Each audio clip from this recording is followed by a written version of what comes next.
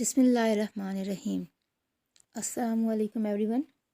I am Tuba Shafiq and today I am going to present the topic Economic Institution and Economic Issues in Pakistan. Let's have a look at the word economy. What does the word economy mean? The production, distribution and consumption of services by different agents is known as economy. By the word production we means it is an activity carried out under the control and responsibility of an institutional unit that uses inputs of labor, capital, and goods and services to produce outputs of goods or services. By distribution, we mean to spread the product throughout marketplace such as a large number of people can buy it. Consumption of goods or services is one that is used by households or government units for the direct satisfaction of individual needs or wants or the collective needs of members of the community. Why is economy important? Economics is important for many areas of society. It can help improve living standards and make society a better place, and it ensures better chances of survival and development of a state. And economy acts as an indicator in the development and sustainability of a country. Now let's look at the word economics. Economics is derived from the ancient Greek word economia, which means the management of a family or a household. Let's have a look at the words of Smith. Smith says, the great object of the political economy of every country is to increase the riches and power of that country. Adam Smith is known as the father of economics. He did not believe that the wealth of a nation lies in the accumulation of precious metals like gold and silver. To him, wealth may be defined as these goods and services which command value in exchange. Economics is not to be concerned only with the production of wealth, but also with the distribution of wealth. Economics is regarded as a science of wealth. The social science that involves itself in the study of and analysis of production, distribution, as well as consumption of goods and services is called economics. Marshall's words. Now let's have a look at the words of Marshall. Political economy or economics is a study of mankind in the ordinary business of life. It examines that part of individual and social action which is most closely connected with the attainment and with the use of material requisites of well-being. He was a British economist, Alfred Marshall, and he defined economics as the study of man in the ordinary business of life. He argued that the subject was both the study of wealth and the study of mankind. He believed it was not a natural science such as physics or chemistry, but rather it is a social science. Economic system. What is an economic system? An economic system is a mean by which societies or government organize and distribute available resources, services, and goods across geographic region or country. Economic system regulates the factors of production including land, capital, and labor. Now there are two types of economic system: capitalism and socialism. Capitalism, it is a system under which resources and means of production are privately owned. Citizens are encouraged to seek profit for themselves, and success or failure of an enterprise is determined by free market competition. Socialism, it is a system under which resources and means of production are owned by the society as a whole. Rights to private property are limited. The good of the whole society is stressed more than individual profit, and the government maintains a control of the economy.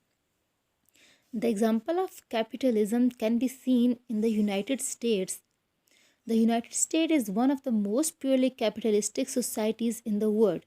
Most US business are privately owned, but the government does regulate business practices. And now look at the example of socialism, that is China. China is a socialist country. The government owns and controls almost all natural resources. Economic institutions. The word economic institutions refers to two things. Number one, specific agencies or foundations. Number two, well established arrangements and structures. Now, if we talk about specific agencies or foundations, so these agencies and foundations can be government and private as well, which are devoted to collect and study economic data and to provide new jobs that help that are very important for the economy of the country, like Federal Reserve, the National Bureau of Economic Research, etc. Similarly, well established arrangements and structures like banking system, kids alliances, customary tipping, etc. All these are the examples of the economic institutions. Now have a look at the economic development. Now, what is economic development? Economic development is the growth of the standard of a living of a nation's people from a low income economy to high income economy. When the local quality of life is improved, there is more economic development, and this economic development can be attained through the support of new ideas, new innovations, the creation of jobs, and creation of higher wealth, and creation of all these would lead to a better quality of life. Categories of economic development. Economic development is often categorized into the following three major areas. Number one, governments working on big economic objectives such as creating jobs or growing an economy. And these initiatives can be accomplished through written laws, industries regulations, and tax incentives or collections. Number two, programs that provide infrastructure and service such as bigger highways, community parks, new school programs and facilities, public libraries or swimming pools, new hospitals, and crime prevention initiatives. Number three, job creation and business retention through workforce development programs to help people get the needed skills and education they need. This also includes small business development programs. Now, if we have a look, now if we go back to the economic conditions of subcontinent before British, so we came to know that the Indian export before British Raj was higher because of our comparative advantage in production of many goods such as cotton, silk, ornaments, etc. Small scale industries like handloom, silk, jewelry, and leather had high productivity. Indian merchants collected the commodities and sold them abroad, and in return brought decent amount of bullion and some import. And the word bullion means uh, coins made from gold. During British Raj, means under British rule, the company servants took over much of the exports and imposed heavy duties on the rest of the export done by Indian merchants. The absence of sufficient profit incurred by Indian traders deeply affected the native manufacturers, creating a scarcity of capital for further production. And they have to take loan from British government, and in exchange of loan, British government compelled them to sign a weave under which they were prohibited from selling to other buyers before fulfilling the need of East India Company, selling price of which was again dictated by their own selves. And this led to the decline of Indian industries. At the same time, the company servants who snatched the jobs of Indian merchants were making good profits. They could easily transfer their wealth to their home country. In simple words, Indian goods were sold overseas but did not bring in any return. Instead, it went to a foreign country, whereas for the much needed imports, India had to pay. Under such conditions, it was impossible for India to retain economic balance. Even this was not enough. Later, the import duties were minimized to open Indian markets for English manufacturers, Government also established their monopoly on certain goods like salt and opium. Then we move toward gross domestic product. And the gross domestic product is the final value of the goods and services produced within the geographic boundaries of a country during a specified period of time. And probably this time period is normally a year. Economic development from independence till now. Since the country's independence in 1947, the economy of Pakistan has emerged as a semi industrialized one, based heavily on textiles, agriculture, and food production. Through recent years, have seen a push towards technological diversification. Pakistan GDP growth has been gradually on the rise since 2012, and country has made significant improvements in its provision of energy and security. However, decades of corruption and internal political conflicts have usually led to low levels of foreign investment and development. Pakistan was a very poor and predominantly agricultural country when it gained independence in 1947. Pakistan's average economic growth rate since independence has been higher than the average growth rate of the country of the world economy during this period.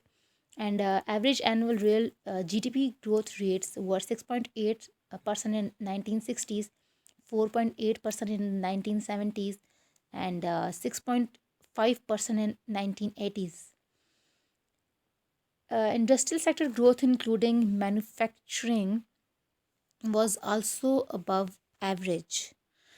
In the late 1960s, was seen a model of economic development around the world, and there was much praise for its economic progression. Later, economic mismanagement in general and officially imprudent economic policies in particular caused a large increase in the country's public debt and led to slower growth in the 1990s. However, condition improved gradually after 20. Pakistan is one of the poorest and least developed countries in Asia. Pakistan has a growing semi industrialized economy that relies on manufacturing, agriculture, and remittances. Although since 2005, the GDP has been growing an average 5% a year. It is not enough to keep up with fast population growth. To make things even worse, political instability, widespread corruption, and lack of law enforcement hamper private investment and foreign aid. This page provides Pakistan GDP growth rate, actual values, historical data, forecast charts, statistics, economic calendar, and news. Pakistan GDP rate, actual data, historical chart, and calendar of releases was last updated on September of 2018. And Pakistan's GDP growth rate has historical data shown in the chart given below. Let's have a look at this. 1961 growth rate was 5.99%, and so on. You can have a look at it. 1988, then move towards so on and till 2019. In 2019, the growth rate was 0.99%. Let's have a look at Pakistan's economic outlook. Pakistan's economic outlook has brightened in recent years in conjunction with rapid economic growth and a dramatic improvement in its foreign exchange position as a result of its current account surplus and a consequent rapid growth in hard currency reserves. The state owned firm in early 2002 signed agreements with five international telecom companies for terminating additional international incoming traffic to capture the grey market by using Voice over Internet Protocol technology from the US and Europe into Pakistan. The conditionality of the IMF program, which was suspended in July 1999 and resumed later during the administration of Pervez Musharraf, having improved its finances, Pakistan's government announced in 2004 that it would no longer require IMF assistance, and the assistance program ended in that year. With accelerating economic growth, economists are now emphasizing a different range of problems. Now let's have a look at important economic commodity sectors, and the first economic commodity sector is agriculture. Agriculture plays a crucial role in the economy of developing countries and provides the main source of food, income, and employment to their rural population. And Pakistan ranks fifth in the Muslim world and 12th worldwide in farm output. It is the world's fifth largest milk producer. Pakistan's principal natural resources are arable, land, and water. About 25% of Pakistan's total land area is under cultivation and is watered by one of the largest irrigation systems in the world. Pakistan irrigates three times more acres than Russia. Agriculture accounts for about 23% of GDP and employs about 44% of the labor force. The most important crops are sugarcane, cotton, and rice, which together accounts for more than 75% of the value of the total crop output. Pakistan's largest food crop is wheat. In 2005, Pakistan produced 215,904,000 metric tons of wheat, more than all of the Africa and nearly as much as all of South America. The economic importance of agriculture has declined since independence when its share of GDP was around 53%. Following the poor harvest of 1993, the government introduced agriculture assistance policies, including increased support prices for many agriculture commodities and expand availability of agricultural credit. From 1993 to 1997, real growth in the agricultural sector averaged 5.7%, but has since declined to about 4%.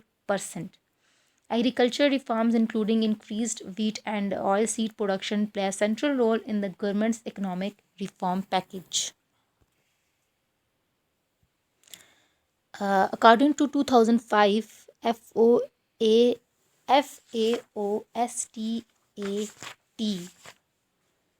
uh, Food and Agriculture Organization of the United Nations, and the Pakistan is one of the largest producer and supplier of the following, given here with ranking: chickpea, according to the supplier, is second; apricot fourth; second, cotton is also fourth; sugarcane fourth; milk fifth; onion fifth; date palm sixth; mango seventh; tangerines eighth; mandarin orange eighth; clementine eighth; rice eighth; wheat ninth; oranges 10th. Reasons for agriculture backwardness in Pakistan. Agriculture sector is the backbone of our economy, but the growth of agriculture in Pakistan is facing a lot of problems. Due to various causes, per acre yield is very low in Pakistan as compared to other developed countries. Problems of agriculture sector are categorized below. Problems of agriculture sector, and the problems of agriculture sectors are categorized as below. Number one, limited cultivable area.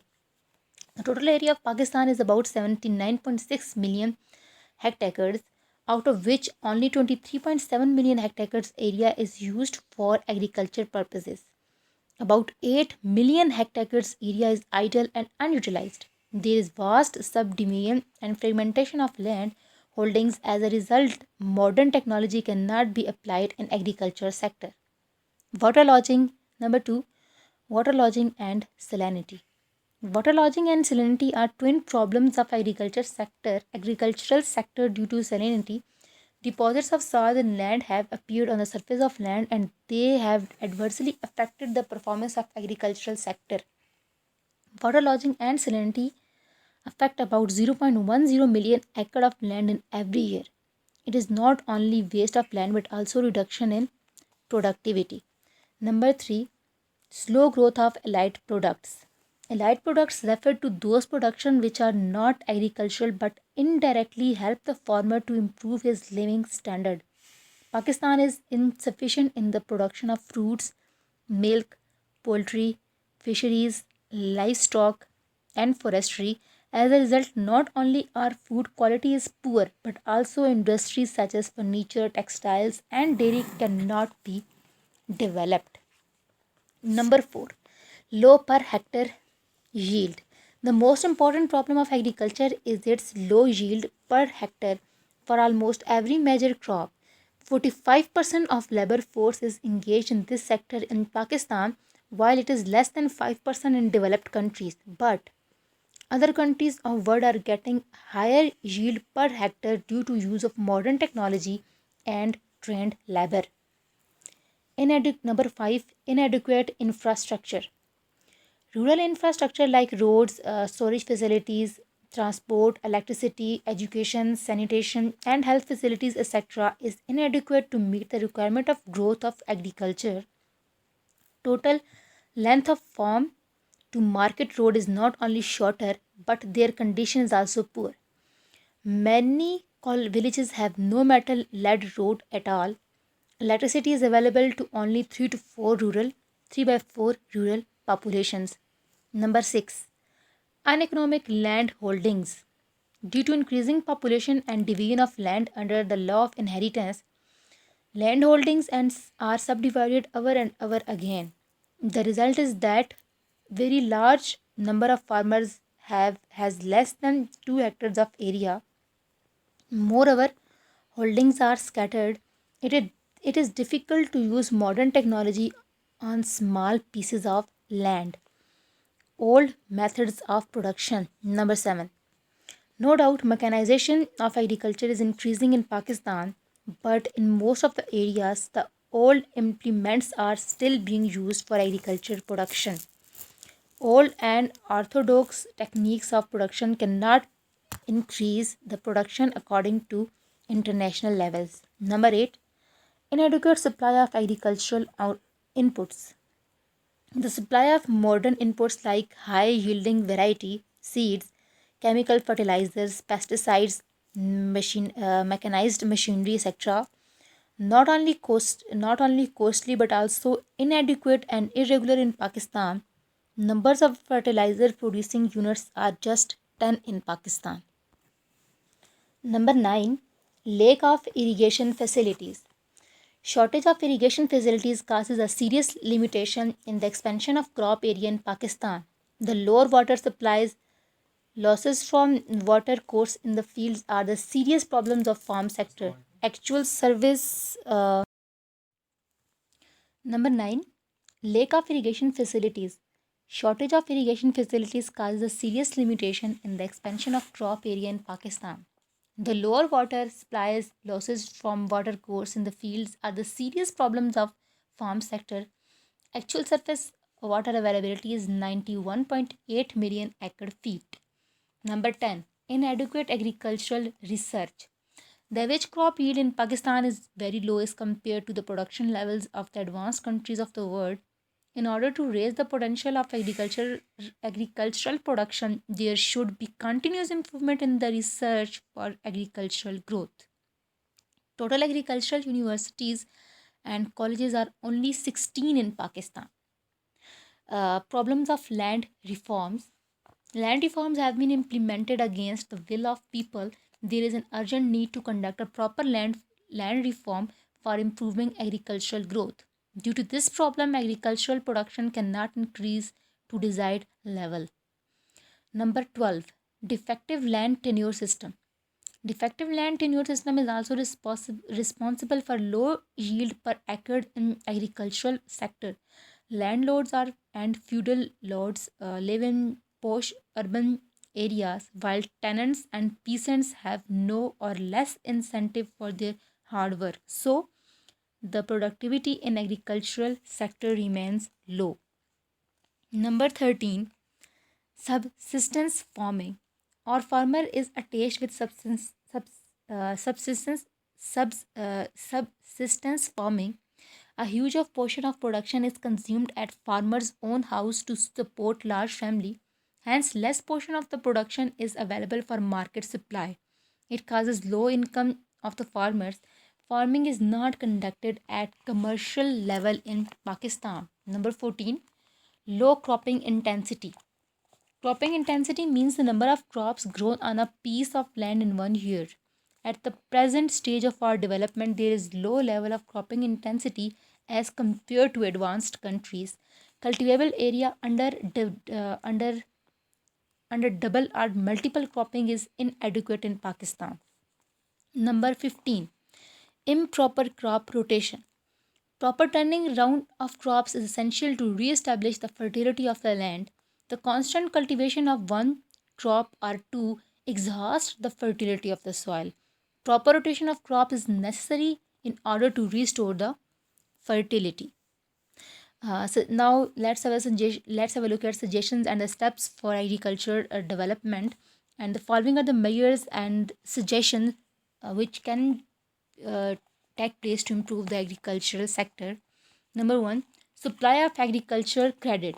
Poor farmers cannot afford the expensive technology from their own resources in Pakistan, so supply of agriculture credit at easy terms and conditions is very necessary.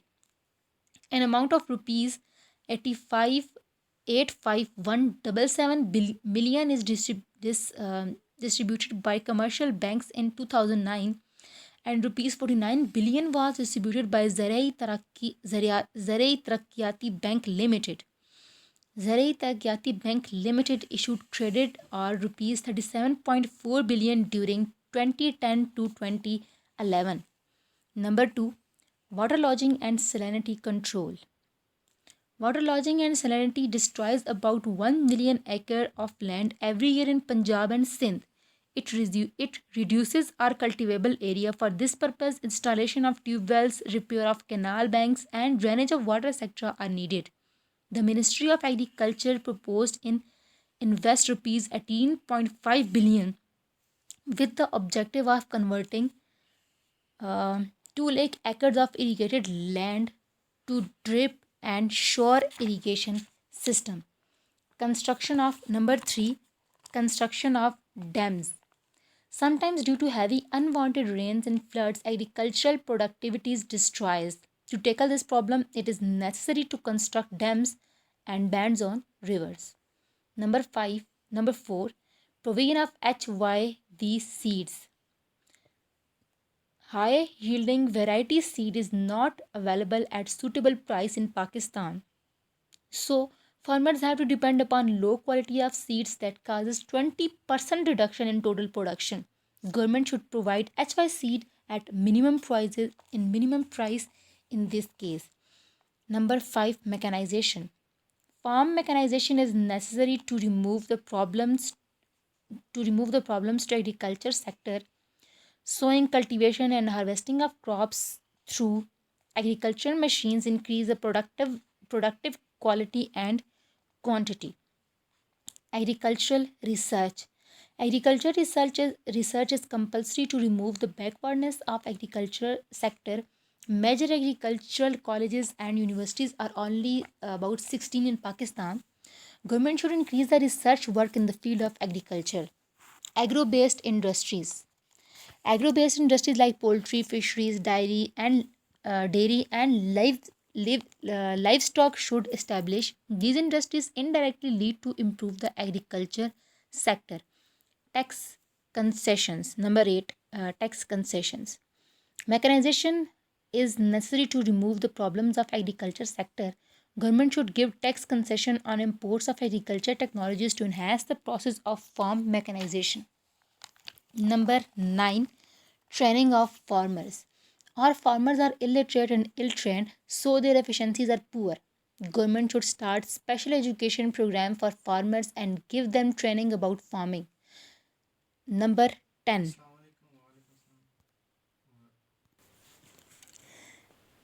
prices of agricultural productivities. Sometimes our farmers receive low prices of their crops. There is no proper effective price policy of government.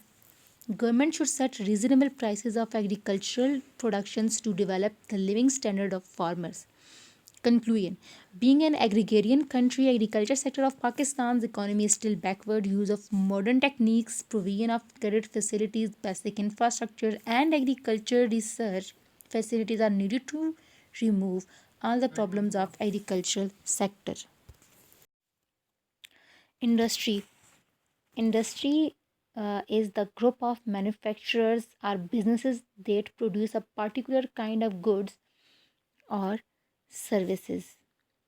And industry is viewed as leading sector of economic development. It has been instrumental in the economic development. The process has improved productivity and allowed for mass production, which has increased standards of living. In modern economics, there are dozens of industry classifications which are typically grouped into larger categories called sectors. Individual companies are generally classified into an industry based on their largest sources of revenue.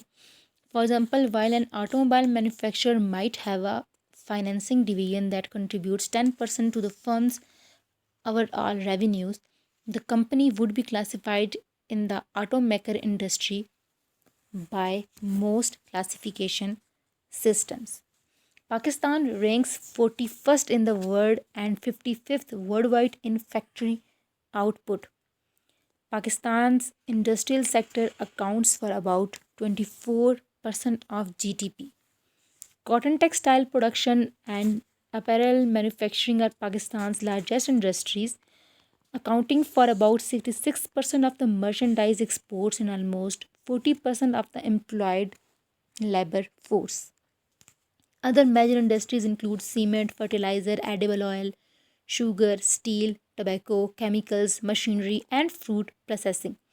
The government is privatizing large-scale parastatal units, and the public sector accounts for a shrinking proportion of industrial output, while growth in overall industrial output has accelerated.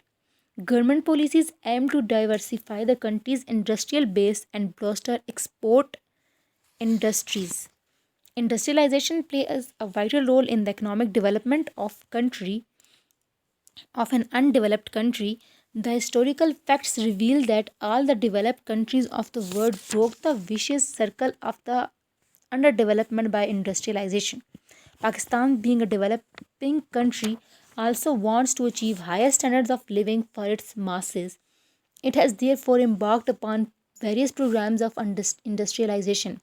The policies of privatization, deregulation, and liberalization of the economy are being passed. Role of industrialization in economic development. The role of industrialization in economic development is summed as follows. Number one, increase in national income. Industrialization makes possible the best utilization of the limited resources of the country. It helps in increasing the quantity and quality of various kinds of manufactured goods and thus makes larger contribution to gross national product. Number two, high standard of living. The industrialization helps in increasing the value of output per work. The living standard of the people is improved with the help of industrialization. Economic stability. Number three, industrialization is the best way of providing economic stability to the country. A nation which depends upon the production and export of raw material done alone, sorry, a nation which depends upon the production and export of raw material alone cannot achieve a fast rate of economic growth. Many of the opportunities of investment is provided to the people. Improvement of balance of payment. It helps in increasing the export of manufactured goods and thus earn foreign exchange. On the other hand, the processing of raw material at home limits the import of goods and helps in saving foreign exchange. Number 5, progress in other sectors. Industrialization encourages progress in other sectors of the economy. A development of one industry leads to development and expansion of the other industries. Number 6, increase in employment. Industrialization increases in employment of the country. It also provides investment opportunity to the people and savings of the people increase. Number 7, specialization. The industrial labor force is more skilled and specializes than in the agriculture sector because industrialization promotes specialization and skill of the labor. Number 8, increase in agriculture production. Industrialization provides machinery like tractor, threshers, harvesters, bulldozers, transport, spray, etc. to be used in the farm sector. Number 9, simple to control industrial activity. The industrial activity compared to agriculture is easy to control. The industrial production can be expanded or cut down according to the prices, cost, and demand of the product. Number 10, technological progress. Industrialization provides larger possibility for on the job training and technological progress. The use of advanced technology increase the scale of production, reduce cost of production, and improves quality of product. Number 11, control of population. Industrialization leads to migration of surplus labor from farm sector to the industries, most situated in urban areas. In cities, improved facilities of sanitation and health care are available. Number 12, increase in investment. Industrialization increase the income of the workers. It improves their capacity to save. It provides investment opportunity to the people. Number 13, reduces pressure on land. The establishment and expansion of industries lessens the excessive pressure of labor forces from the agricultural sector. Number 14, increase in government income. Industrialization increases the supply of goods both for internal and external markets. The export of goods provides foreign exchange. It also provides benefit and income to the government. Number 15, price stability. The price stability can be maintained in the market with the help of production of industrial products. More production of industrial sector removes the shortage of supply of goods. Number 16, use of raw material. Raw material produced in agriculture sector can be utilized in the industrial sector, which not only removes wastage of raw material but also supports the agricultural sector. Number 17, use of natural resources. The natural resources are under utilized in developing countries. These natural resources can be best utilized with the help of improved industrial techniques. Number 18, political control. Industrial development provides political control to a nation. Countries like USA, Japan, China, and UK are among the nations of the world because of their industrial achievements along with scientific development and progress. Now, if we look at the measures adopted for industrial development in Pakistan, we came to know that the government of Pakistan has taken various steps to promote industrial growth in the country. In 1948, the development declared the private sector for investment, and following are the important measures adopted by the government to promote industrial sector. Number 1, establishment of financial institutions. In 1953, Industrial Development Corporation, and in 1961, Industrial Development Bank was established to improve the industrial sector. In 1975, Pakistan Industrial Credit and Investment Corporation was set up. National Investment Trust was also set up in 1962 for this purpose. Number 2, denationalization. To encourage the private sector, government has denationalized the various industries like cotton, ginning, rice husking, and flour milling to improve the industrial sector. Number 3, selling of public industries shares. The government of Pakistan has also decided to sell the shares of public units to encourage the private investment. In this regard, National Disinvestment Authority has been set up. WAPDA PIA shares are sold. Privatization policy is adopted by the present government to encourage private sector. Number 4, export finance scope. The scope of export finance has been expanded by reducing the interest rate on the items included in the scheme. Number 5, exemption for Pakistanis. The government has allowed the Pakistanis working abroad to import the machinery without custom duty up to rupees 10 million. Various types of shares investment vouchers are offered to them for investment. Number 6, establishment of technical institutions. To promote industrial development, and government has established engineering universities, engineering colleges, polytechnics institutions, polytechnic institutions, commerce colleges, and vocational institutions. These will produce the technorates for industrial sector. Number 7, industrial estates. The government of Pakistan has set up the industrial state in the important cities and provide the various facilities like roads, transport and banks to them. This step has increased the number of firms and factories. Number 8, protection to domestic industries. To promote the domestic industries from foreign competition, government restricted the imports. In 1986, a thrift commission was set up to provide the various incentives to the industries. Number 9, export processing zones. In 1980, government decided to set 3 export processing zones at Karachi, Lahore and Peshawar to improve the industrial sector. Number 10, development of small scale industry. Provincial small scale industrial corporations provide technical assistance to the small industries. Government is paying proper attention to this sector. Small loans are issued by the commercial banks. Number 11, research institutions. The government has established the various research institutions to increase the industrial growth. These are following: Pakistan Council of Scientific and Industrial Research. Number 2, Pakistan Industrial Technical Assistance Center. Number 3, Central Testing Laboratories. Number 4, Pakistan Industrial Advisory Center. Number 12, use of black money. The government of Pakistan issued 3 types of special bonds to tide the black money. This policy remained fruitful up to some extent.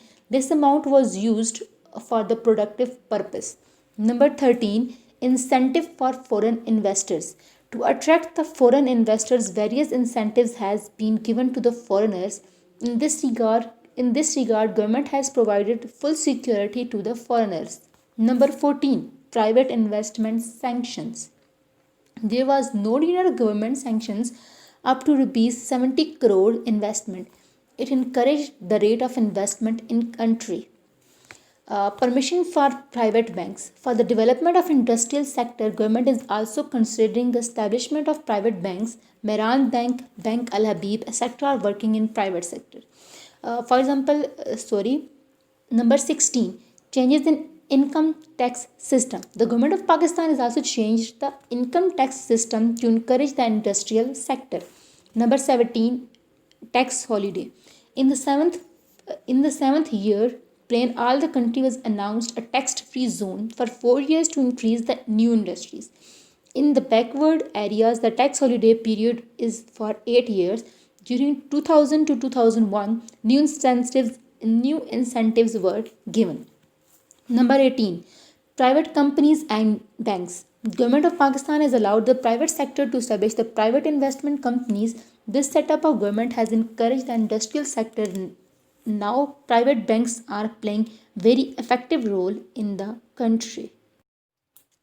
Number 3, manpower. From the word manpower, we mean power available from or supplied by the physical efforts of human beings.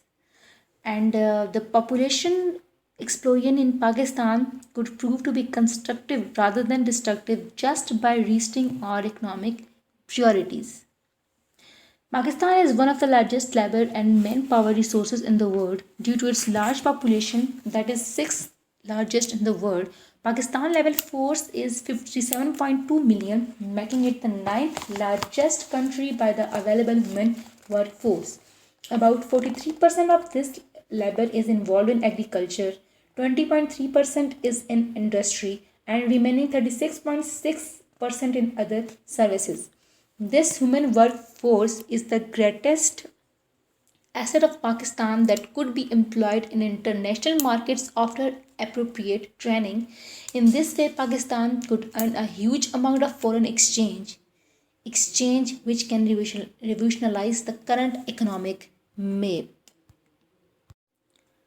By the word transport, we mean a system or means of conveying people or goods from place to place, and transport is an important sector of economy in its own right. The mobility of passengers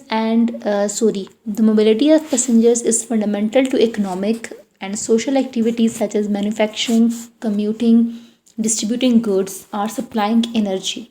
Each movement has a purpose, an origin, a potential set of intermediate locations, and a destination. The principal role of transport is to provide access to different locations for individuals and businesses. Transport thus facilitates a wide range of social and economic interactions than would otherwise be possible. Private sector airlines in Pakistan include Air Blue, AirAsia, and Shine Air International. Many private airlines are in pipeline, including Air Marek, Diwan Air, and Pearl Air. Air Blue is using the state of the art A320 and A321 aircraft for flying across Pakistan and will soon commence UK operations. AirBlue has recently ordered six new A321 aircraft, while two aircraft will be taken on lease, which will be added to the existing fleet of 4 to 5 aircraft, making it the second biggest fleet behind PIA, which has 42 aircrafts. Now, recently in our book it was 4 to 5, but I have searched, so I found that recently Air Blue has 10 aircrafts. Number 5, communication. Communication refers to connecting people so as to organize them with a view of driving a common goal. The use of digital communication and data transmission from point to point and technologies has been directly linked to our country's economy. Communication plays a vital role in advancing economic growth. Pakistan Telecommunication Company Limited has emerged as successful Forbes 2000 conglomerate with over 1 billion in sales in 2005. Cell phone market has exploded almost 14-fold since 2000 to reach a subscriber base of over 60 million in 2007. In addition, there are over 6 million landlines in the country. As a result, Pakistan won the prestigious Government Leadership Award of GSM Association in 2006. The World Bank estimates that it takes about 50 days only to get a phone connection in Pakistan. In Pakistan, following are the top mobile operations: Mobilink, Ufone, Telenor, Warid, Instaphone, and Instaphone was the Pakistan's first mobile communication service, and Paktel, which has recently been acquired by China Mobile for 450 million US dollars. Have a look at the logos of Pakistan mobile phone operators. Mobilink, the first of all is Mobilink, then Ufone, Instaphone, Telenor, and Warid. Now let's have a look at the next commodity sector, that is investment. By the word investment, we mean it is an asset or item acquired with the goal of generating income or appreciation. For example, an investor may purchase a monetary asset now with the idea that the asset will provide income in the future or will later be sold at a higher price for a profit. Investment is a component of aggregate demand. Therefore, if there is an increase in investment, it will help to boost aggregate demand at short run economic growth. What does the word aggregate demand means?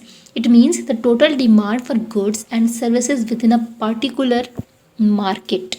If the country has spare capacity, a rise in investment can also cause a multiplier effect, and the multiplier effect refers to the proportional amount of increase or decrease in the final income. The initial rise in investment increases economic growth, but if firms gain more sales and profit, they are willing to reinvest this in further investment. Also, households who gain employment from the investment have more income to spend. Thus, an investment 2 billion could cause a final increase in real GDP of 3 billion. If investment is effective, then it should also increase the productive capacity of economy. For example, investing in skills and education can increase labor productivity. Investment in technology and capital can cause productivity and the productive capacity of the economy with help economy. This helped to shift LRAS long run aggregate supply to the right. An increase in LRAS is essential for long term economic growth. It can increase economic growth without inflation. And inflation is a decline of purchasing power of a given currency over time. By the word trade is the selling and buying of goods. In general, trade has a positive and significant on economic growth, which is consistent with the evidence in the empirical literature. A 1% increase in the average trade to growth to GDP ratio leads to an increase in the average GDP per capita growth by about one half, that is 0.47%. Trade is essential for satisfaction of human wants. Trade is conducted not only for the sake of earning profit, it also provides services to consumers. Trade is an important social activity because the society needs uninterrupted supply of goods forever, increasing and ever changing but never ending human wants. Trade has taken birth with the beginning of human life and shall continue as long as human life exists on the earth. It enhances the standard of living of consumers. Thus, we can say that trade is a very important social activity. Now, the major exports of Pakistan are raw cotton, textile products, and cotton yarn, rice, leather and leather products, carpets and rugs, tents, synthetic textiles, surgical instruments, sports goods, ready made garments, vegetable, fruit and fish, engineering goods, chemicals, and pharmaceutical products. Now, the let's have a look at the imports of Pakistan. And the imports of Pakistan are machinery, petroleum, chemicals, vehicles, and spare parts, edible oil, wheat, tea, fertilizers, plastic material, paperboard, iron ore, and steel, and pharmaceutical products. And Pakistan is member of the World Trade Organization and has bilateral and multilateral trade agreements with many nations and international organizations. Fluctuating world demand for its exports, domestic political uncertainty, and the impact of occasional droughts on its agricultural production have all contributed to variability in Pakistan's trade deficit. In the 6 months to December 2003, Pakistan recorded a current account surplus of $1.761 billion, roughly 5% of GDP. Pakistan exports continue to be dominated by cotton textiles and apparel despite government diversification efforts. Exports grew by 19.1% in FY 2002 to 2003. Major imports include petroleum and products, edible oil, chemical fertilizer, capital goods, industrial raw materials, and consumer products. While the country has a current account surplus in both imports and exports have grown rapidly in recent years, it still has a large merchandise trade deficit. The budget deficit is official year 2004 to 2005 was 3.4% of GDP. The budget deficit in official year 2005 to 2006 is expected to be over 4% of the GDP. Economists believe that the soaring trade of deficit would have an adverse impact on Pakistani rupee by depreciating its value against dollar and other currencies. By the word official deficit, here we mean the official deficit is a shortfall in a government's income compared with its spending. The government that has official deficit is spending beyond its means.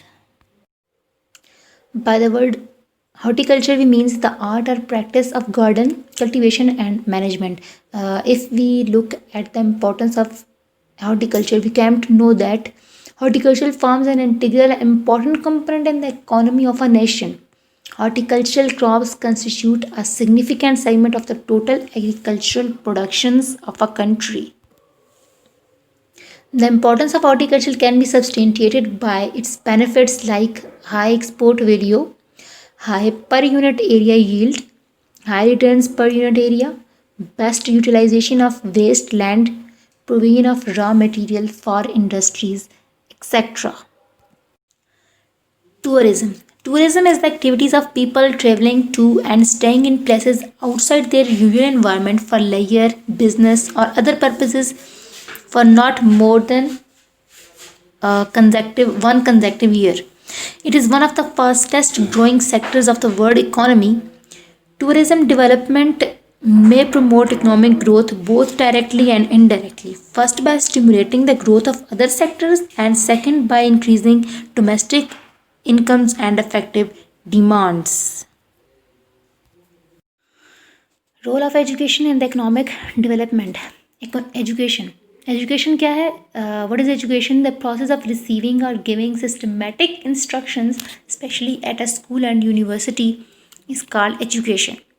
Now let's have a look at role in its economic development. Till recently, economists have been considering physical capital as the most important factor determining economic growth and have been recommending that rate of physical capital formation in developing countries must be increased to accelerate the process of economic growth and raise the living standards of the people. But in the last 3 decades, economic research has revealed the importance of education as a crucial factor in economic development. Education refers to the development of human skills and knowledge of the people or labor force. It is not only the quantitative expression of educational opportunities but also the qualitative improvement of the type of education which is important to the labor force that holds the key to economic development. Because of its significant contribution to economic development, education has been called as human capital, and expenditure on education of the people and as investment in the man or human capital. Now, what are the objectives of education? The following are the objectives of education. Number one, to complete the socialization process. The first and the foremost objective of education is to complete the socialization process. Though family is a great source of socialization, yet in modern times it leaves much undone in the socialization process. A sociologist explains the failure of the family to develop attitudes of responsibility in children in the following words. The situation has arisen partly because of our shift to urban life and to what the sociologist calls secondary group organizations of society, that is society marked by the disappearance of home and garden, the predominance of specialization of occupation, individualization of choices as to friends, religions, form life and forms of recreation, and a general touch and go impressional kind of social contact. Life in our cities as compared to country and village life of a few generations ago is superficial. Number two, transmission of cultural heritage. Secondly, education should aim at the transmission of cultural heritage. By cultural heritage mean the knowledge of the past, its art, literature, philosophy, religion, and music. Though history textbooks and indirectly through celebration of patriotic holidays, the child is acquainted with his cultural heritage. However, it is only at high levels of education that any serious attempt is made to realize this objective. Number three, reformation of attitudes. Thirdly, education should aim at the reformation of attitudes strongly formed by the children already. Within his family group, the child often comes to absorb a host of attitudes, beliefs, loyalties, and prejudices. To reform these beliefs and prejudices is the function of education. Though the school cannot do much in this respect, and as the attendance of the child is in the school is intermittent, yet it should continue its efforts for his attitude formation. Number four, occupational placement. Education has a utilitarian end. It should prepare the adolescent for earning a livelihood. Education should enable him to do a productive task and earn enough for himself and his family. It should make the young person a citizen who produces to the limits of his natural and acquired capacities, the youth should be enabled to play a productive role in the society. Number 5. To install the sense of competition. The school's main emphasis is upon personal competition. For each subject studies, each child is compared with his companions by percentage of marks or division. The teachers praises those who do well and frowns upon those who do not do well. The school not only ranks all those within its walls but also sifts its raw material, passing some and rejecting others on the basis of intelligence and diligence. It thus acts as a social selector. Now let's have a look at the economic issues of Pakistan. Some of our common economic problems with accelerating economic growth, economists are now emphasizing a different range of problems.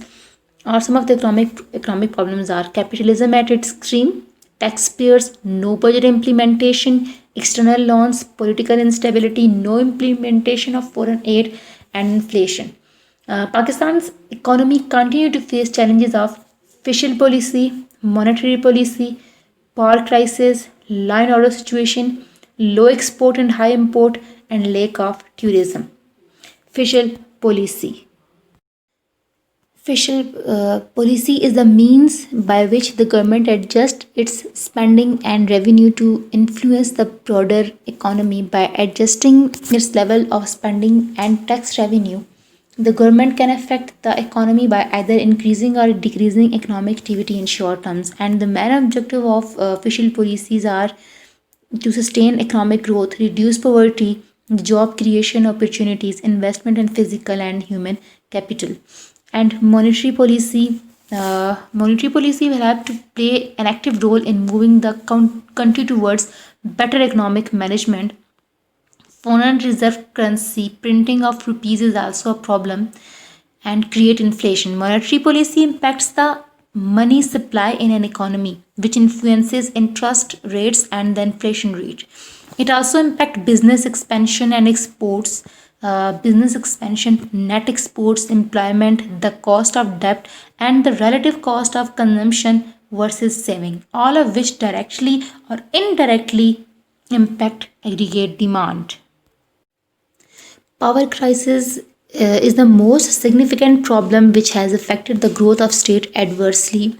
It is the largest single drain of Pakistan's economy. This crisis stems from a fuel mix transformation initiated 2 decades ago when power generation came to rely more on imported furnace oil than hydropower. The law and order, a situation characterized by respect for and obedience to the rule of a society, is law and order. By law and order is also known as tough on crime and the war on crime, and it is demand for a strict criminal justice system, especially in relation to violent and property crime, through stricter criminal penalties. And through these, we can uh, take control over inflation, poverty, unemployment, and decline in investment. Modern training may be imparted to police force to combat terrorism, and law and order may prove fruitful in such conditions. Low export and high import. If a country imports more than its export, it runs a trade deficit. If it imports less than it exports, that create a trade surplus. When a country has a trade deficit, it must borrow from other countries to pay for the extra imports, and due to which we would be economically weaker. Lack of tourism. Tourism plays an important role in the economy, and especially if it is a developing country. Huge amount of foreign reserves can be earned from it without much investment.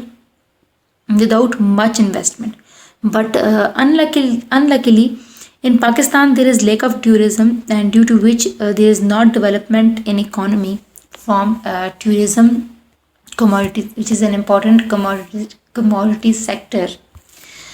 And conclusion, Pakistan and its people has a lot of potential and are blessed with a lot of natural resources. If the government plans wisely and the people work hard, the economy of Pakistan can be taken to a new level. And that's all. Thank you so much for your kind attention, and Allah Hafiz.